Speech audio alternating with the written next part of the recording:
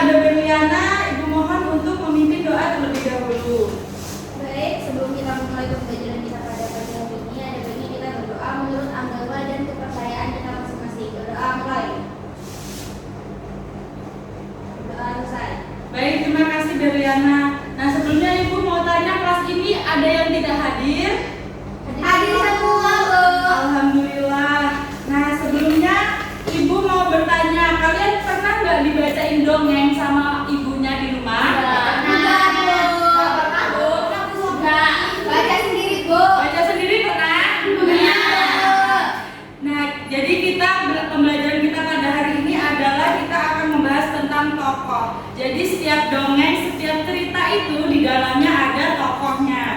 Nah, tokoh sendiri adalah pelaku cerita. Setiap tokoh memiliki watak atau karakter. Watak atau karakter tokoh, setiap tokoh itu berbeda-beda. Nah, sebelumnya Ibu akan membagi kalian menjadi dua kelompok, yaitu yang barisan pertama itu menjadi kelompok 1 dan barisan yang kedua itu menjadi kelompok 2. Ibu akan membacakan sebuah dongeng. Tugas kalian, tugas kelompoknya yaitu mencatat siapa tokohnya dan apa sifatnya. Oke?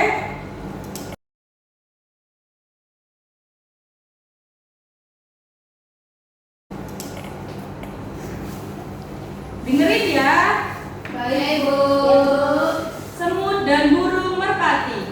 Pada suatu hari ada seekor semut yang sedang mencari makan. Ia terpisah dari rombongannya hingga ke tengah hutan.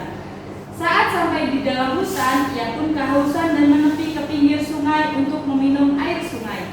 Saking hausnya, ia mencondongkan tubuh ke arah sungai terlalu dalam hingga akhirnya ia tergelincir dan tercebur ke dalam sungai. Semut tersebut berteriak untuk meminta pertolongan. Ia berharap ada hewan di dalam hutan yang mendengar teriakannya. Sayangnya teriakannya tersebut sama sekali tidak terdengar oleh hewan-hewan lainnya. Berhubung arus sungai saat itu sangat deras, maka tak heran kalau semut terbawa arus hingga ke tengah sungai dan agak dalam. Saat sudah tidak memiliki tenaga dan akan menyerah, ia masih tetap meminta tolong dengan suara yang semakin surut. Pada saat itu terlihat seekor burung merpati yang sedang terbang di atas sungai dan melihat seekor semut yang sudah hampir tenggelam. Karena kasihan melihat semut yang sudah akan tenggelam, burung merpati itu pun menolong semut tersebut dengan cara menarik sehelai daun yang ada di pohon dekatnya untuk menjatuhkannya ke samping semut. Dengan sisa tenaga yang ia miliki, sang semut pun berusaha naik ke atas daun.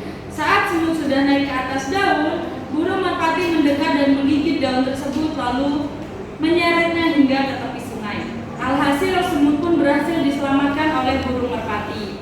Ia sangat berterima kasih dengan burung merpati karena telah menyelamatkan nyawanya dan berjanji kalau ia akan membalas kebaikannya di kemudian hari. Tak beberapa lama berselang saat nyawa semut berhasil diselamatkan oleh burung merpati, suatu hari semut yang sedang berjalan santai mencari makan melihat burung merpati. Burung merpati ternyata sedang asik bertengger di atas pohon sehingga ia tidak melihat kalau ada seorang pemburu yang sudah mengincarnya dengan senapan. Semut yang berada di dekat lokasi tersebut melihat si pemburu yang sedang membidik burung merpati. Ia kemudian berlari sekencang mungkin dan sekuat tenaga menghampiri pemburu.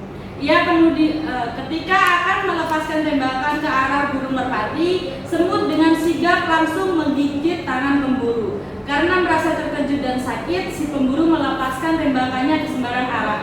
Suara tembakan yang kencang terdengar oleh burung merpati dan membuatnya terbang menjauh dari pemburu.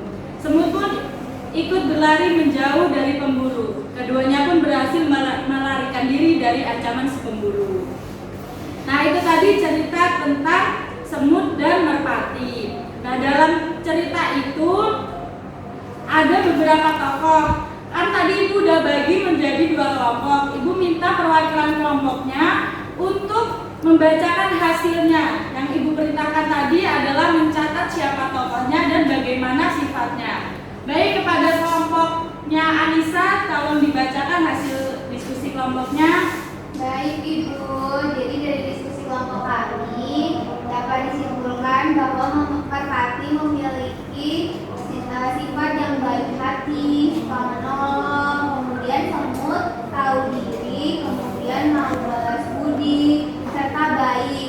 Kemudian pemburu itu jahat. Terima kasih, Bu. Baik, jadi dalam cerita tadi ada 3 tokoh, yaitu ada semut, burung merpati, juga ada pemburu. Nah, dari cerita semut dan burung merpati kita tahu bahwasannya kita di dalam sebuah kehidupan harus saling tolong menolong dan hidup rukun.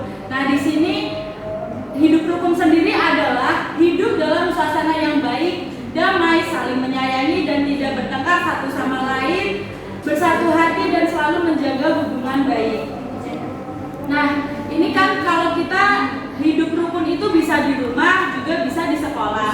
Nah, untuk hidup rukun yang di sekolah, Ibu minta salah satu perwakilan dari kalian untuk maju menceritakan hidup rukun di sekolah itu yang seperti apa. Ada yang ingin maju? Saya, Bu. Silakan.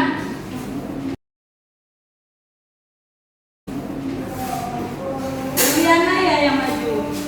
Iya, Bu.